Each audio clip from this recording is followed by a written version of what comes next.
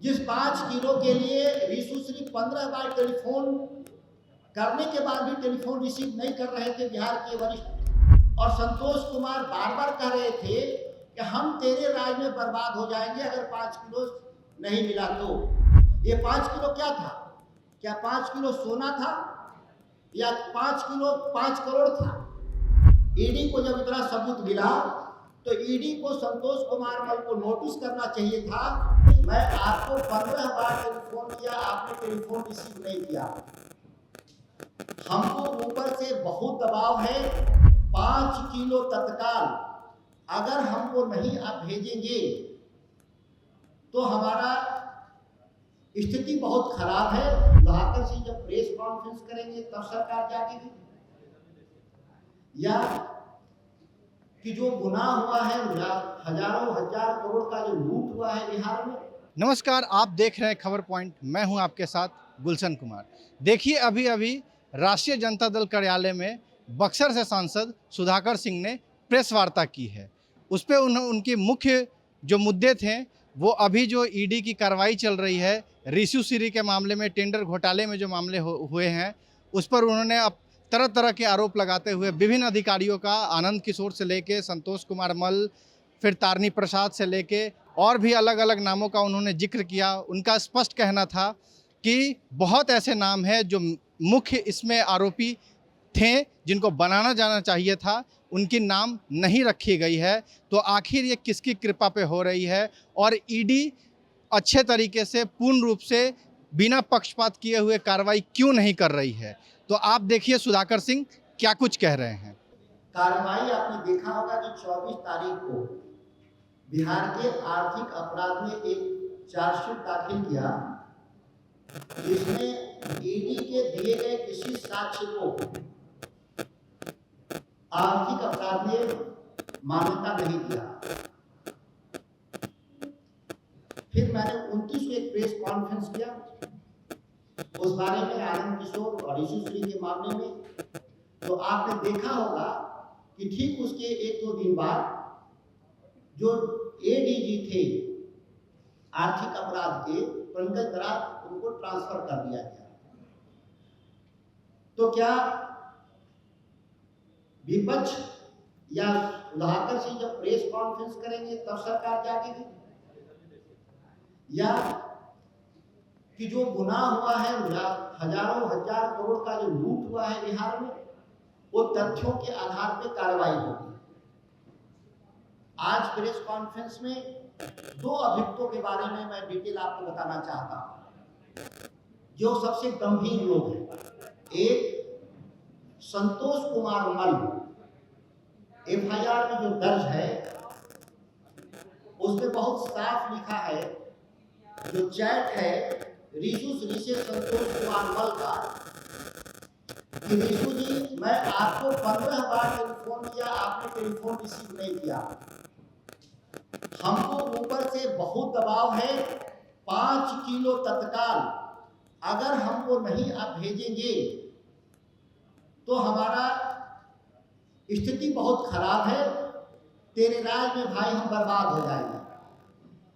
यह गंभीर बात 5 किलो इस राज्य के एक प्रधान सचिव संतोष कुमार मल इस पूरे घोटाले का जो ऋषुश्री जो आर्किटेक्ट है उसे 5 किलो क्या मांग रहे थे? जिस 5 किलो के लिए ऋषुश्री 15 बार टेलीफोन करने के बाद भी टेलीफोन रिसीव नहीं कर रहे थे बिहार के वरिष्ठ, और संतोष कुमार बार बार कह रहे थे कि हम तेरे राज में बर्बाद हो जाएंगे अगर 5 किलो नहीं मिला तो।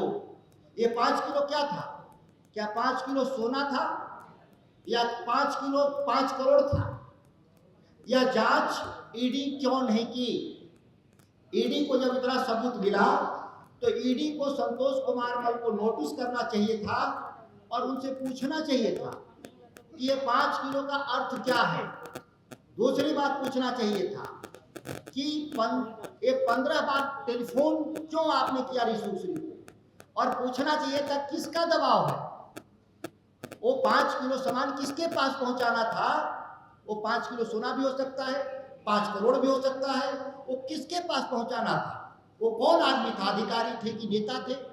और ईडी को यह भी पूछना चाहिए था कि अगर वो 5 किलो नहीं पहुंचाएंगे, चावल तो नहीं होगा, आम तो नहीं होगा 5 किलो, वो तो बाजार में कहीं मिलेगा, और जितनी उनकी सैलरी है वो तो 500 रुपए का चीज है, वो तो पहुंचा सकते थे जाकर के खरीद के बाजार से, अगर चावल आम होगा तो बर्बाद हो जाएंगे।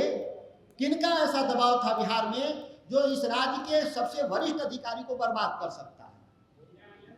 ये बहुत गंभीर आरोप है और ईडी ने कोई उस पर आगे पूछताछ नहीं करती।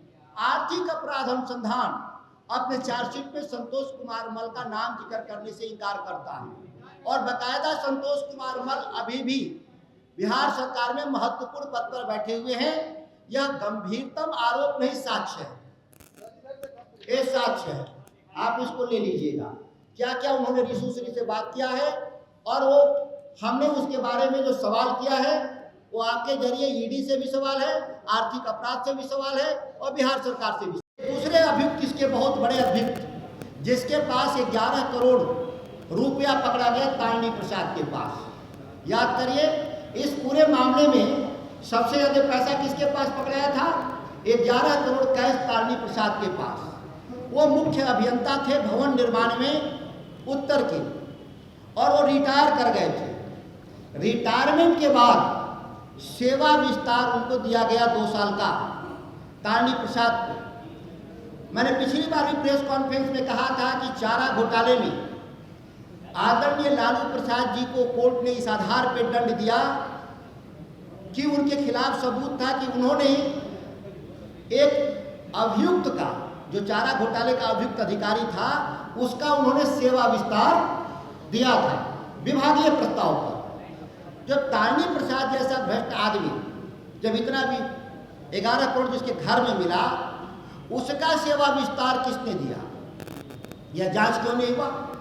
पूछताछ क्यों नहीं हुआ? उस सेवा विस्तार की फाइल पर कौन कौन अधिकारी मंत्री ने दस्तखत किया, क्यों नहीं हुआ? मैं आपको जानकारी दे दूं, जब सेवा विस्तार का प्रस्ताव तारणी प्रसाद का विभाग में चर्चा हुआ तो विभाग का ज्वाइंट सेक्रेटरी स्थापना ने कहा कि हम तारणी प्रसाद के फाइल को हम आगे नहीं बढ़ाएंगे, हम उनके खिलाफ अपने फाइल में नोटिंग करेंगे। अब सवाल पैदा होता है कि जो ज्वाइंट सेक्रेटरी स्थापना था, जिसने मना कर दिया कि हम तारणी प्रसाद के सेवा विस्तार को हम बढ़ाएंगे आगे फाइल, उसको कुमार रवि तत्कालीन भवन सचिव रातों रात स्थापना के ज्वाइंट सेक्रेटरी को बदल देता है।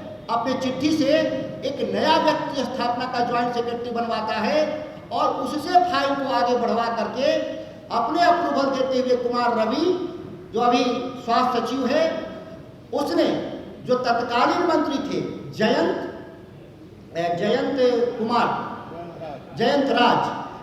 राज मंत्री से अप्रूवल करा करके उसको सेवा विस्तार देता है। और सेवा विस्तार के दौरान इतने बड़े घोटाले का सबसे मुख्य आरोपी में से जिसके घर पे 11 करोड़ जब्त होता है, इससे बड़ा सबूत क्या हो सकता है? जो अधिकारी जिसका सेवा विस्तार हुआ, कुमार रवि से क्यों नहीं पूछताछ हुआ? किस एवज में आपने उसको सेवा विस्तार दिया? आपके ऊपर कौन दबाव बनाया? मंत्री को भी पूछना चाहिए था ईडी को बुला करके कि आपने फाइल पे कैसे दस्तखत किया। सेम आरोप पे लालू प्रसाद जी को पशुपालन घोटाले में सजा हुई थी। यहाँ तो सजा की बात छोड़िए, FIR भी नहीं हुआ, यहाँ तक कि आज तक पूछताछ नहीं हुआ। इससे बड़ा कोई षड्यंत्र इस पूरे मामले में नहीं हो सकता है। एक चिट्ठी है, इसको आप देख लें, सेवा विस्तार का बहुत महत्वपूर्ण है। किसने सेवा विस्तार उनको दिया कौन? कुमार रवि ने। कुमार रवि देखे कि इसका सेवा विस्तार रुक जाएगा तो ज्वाइंट सेक्रेटरी स्थापना को बदल दिया जाता है और दूसरे को प्रभार दिया जाता है फाइल आगे बढ़ाने के लिए। इससे बड़ा षड्यंत्र क्या हो सकता है?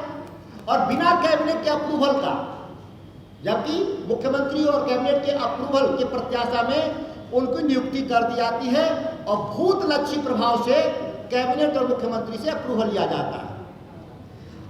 जब इस कांड के सबसे प्रमुख अभियुक्त तारणी प्रसाद, उसके सेवा विस्तार देने वाले अधिकारी कुमार रवि और उसके मंत्री जयंत राज को आज तक ईडी ने कोई सम्मन नहीं जारी किया, कोई पूछताछ नहीं जारी किया।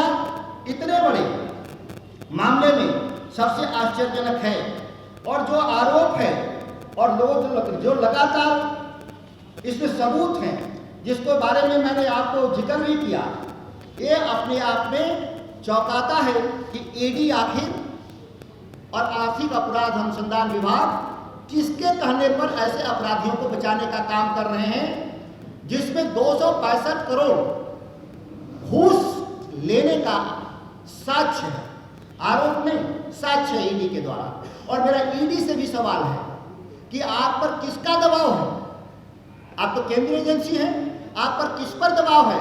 इस पूरे मामले को आप ठंडे बस्ते में डाल दिए, आगे आपने कोई पूछताछ और कार्रवाई नहीं किया। तो आपने देखा कि सुधाकर सिंह बड़ी प्रेस कॉन्फ्रेंस किए थे, जहां पे वो अपने पार्टी के तरफ से पूरी बात को रख रहे थे, इस मुद्दे पे क्या क्या हुआ है, पूरी एक सीरीज लेके डॉक्यूमेंट लेकर बैठे थे और अधिकारियों के नाम गिना रहे थे कि इन लोगों का नाम है। बट ईडी ने जो एफआईआर फाइनल की है उस पे इन लोगों का नाम जो है, विभिन्न अधिकारियों का नाम नहीं रखा गया है।